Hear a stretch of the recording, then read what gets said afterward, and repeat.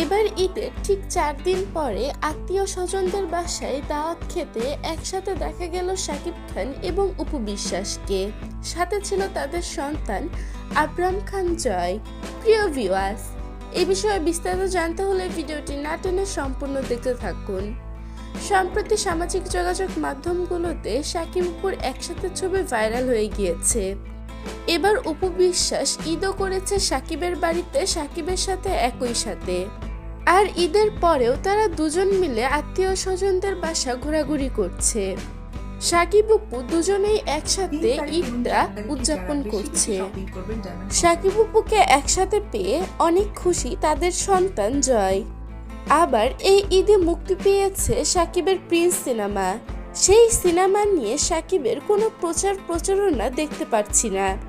সে তার পরিবার নিয়ে অনেক ব্যস্ত সময় পার করছে, পরিবারকে সময় দিচ্ছে।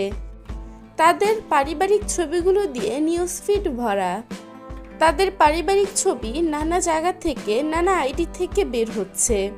এবার ঈদটা শাকিব খান, অপু এবং জয় তার পরিবারের সাথেই কাটাচ্ছে।